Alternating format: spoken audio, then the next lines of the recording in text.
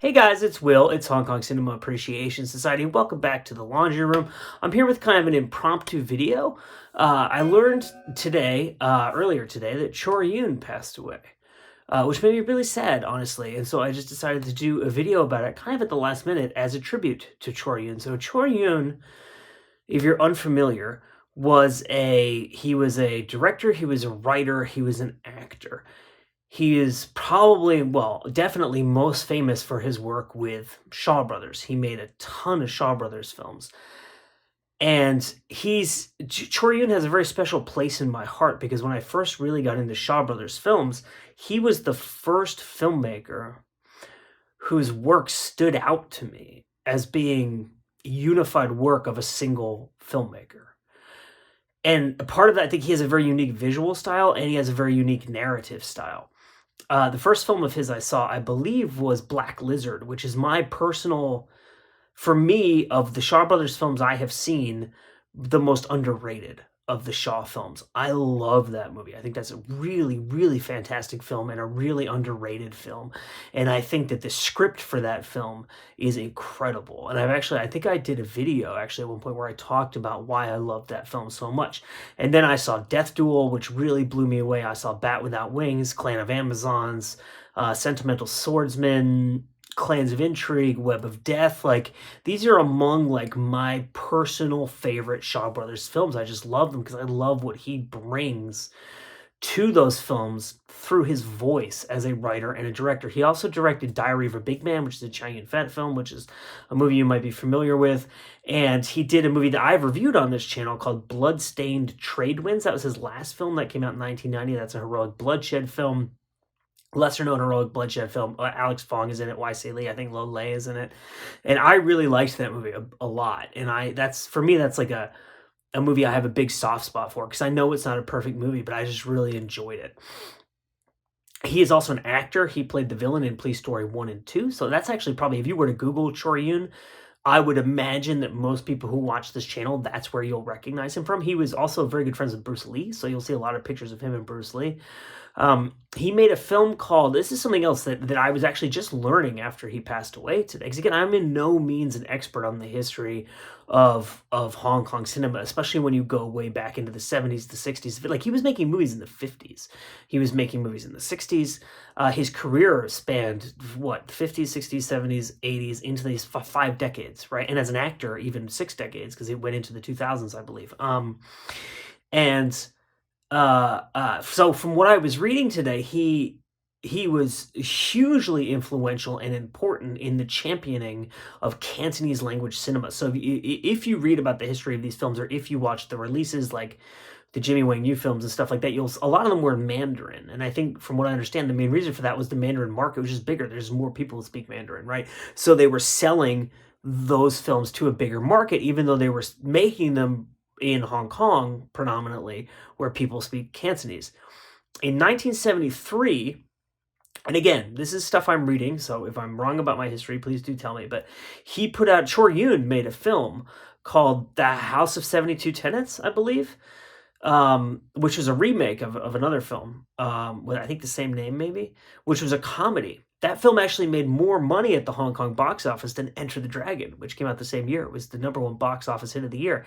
And it was a Cantonese film, or Cantonese language film. And apparently that film really helped inspire the success of that film, and the fact that not only it being a very good film, but a hugely successful film, really inspired other people and other studios to fund and make films in Cantonese. And then, from what I understand, not being an expert on the history of Hong Kong cinema, comedies were really instrumental in preserving the Cantonese language in cinema because of they were very successful in Hong Kong, and a lot of that has to do with the language, the double entendres, the puns and stuff like that, right? But obviously all the classic films that I really love, that the stuff that I came up on, right, which would be the Jackie stuff and then the Chor Yuen stuff and Sammo and those types of films, John Woo and Choi Hark and all that stuff, Choi Hawk. Those films are Cantonese, right? So we owe all of that to, in a way, filmmakers like Chor Yuen who really championed that at a time when the industry was pushing Mandarin. And so, so to go back to Chor Yuen and why I think I sparked so much with his films, why I love them so much, he has both a unique visual style and a really unique narrative style, right? You know, I'm a writer, and I studied screenwriting at film school, and I worked at studios, and I have worked for production companies. I've worked for screenwriters. I've worked for producers doing script work. I would read scripts. I would give notes on scripts. I would help create new drafts of scripts and that kind of stuff. And I did that both at Lionsgate and then freelance for different people for years, right? So when I pay very careful attention to narrative, story, characters, stuff like that when I watch movies. And Chor Yuen really stands out to me above anyone else, including Chang Che, Lau Kar-leung, like the really obvious names in the Shaw Brothers canon as being a great writer with a really unique style. His films tend to have tons of information in them and move very quickly. Black Lizard has been called kind of convoluted and confusing by people before. I totally disagree with that. I think if you pay careful attention to that film, it makes total sense. The thing is, you have to pay careful attention because his narratives are really fast. And typically what he'll do is he'll create this huge cascade of mysteries. And actually, Clan of the Amazons, when I watched that, I had to pause that a couple times and be like, okay, wait, what's happening right now? Because like I said, it does make sense, but it moves so fast, and there's so many nooks and crannies of narrative piling on top of one another. It's almost like taking apart this really intricately made maze, and you got to pull the whole thing open and try to get a top view of it to see what's going on. And Bat Without Wings, and in Bat Without Wings and Black Lizard, he does this really clever meta thing, right? Where he's taking what you know of Shaw films, and of supernatural Shaw films especially, and he's pulling the rug out from under you by, it's not what you think it is, but he knows what you're going to think it is based on the fact that you're familiar with these other Shaw films, right? He's very smart and aware of what he's doing, and as he's just such a great writer. Like, I could go on about him as a writer for a very long time. When I reviewed Black Lizard, I believe I said it was like watching an episode of Scooby-Doo written by Shakespeare, made by Hammer Films at Shaw Studios. Like, he's taking from all these places, and it's his scripts are so dense with mystery. There's so many mysteries piled on top of other mysteries, piled on top of other mysteries, and it involves the present tense and the past tense, and there's flashbacks, and it's jumping all over the place, and it's just almost this like disorienting psychedelic ride, but it's just incredible because he pulls it off. Now, regarding his visual style, he does this thing where he obscures, he creates frames within frames, first of all, which is, I love filmmakers who do that. Kurosawa was really big on that. Tarkovsky does that. And so basically what that is where you have the frame of the, the image. And then within that, an obvious and famous example would be, there's a scene in Yojimbo where Toshiro Mifune is looking out a window, right? And stuff is going on outside on the street, and also in the room where Mifune is in. So the room that Mifune is in is the big frame, and then within that is the window frame where action is taking place beyond that. So it's frames within frames, right? And Chor Yuen will do this thing where he'll use scenery and sets to create kind of a frame within the picture, and he'll use that to obscure the image. And he's like deliberately obfuscating, it's like the narrative is a mystery where you don't get a clear picture of what's going on until the very end. And the frame itself is a mystery where you don't have a full picture of what's going on. Like in Death Duel especially, I remember a couple scenes, first time I saw that movie, I was like actually moving, because there's like, there would be trees hanging down or walls partitioning the screen.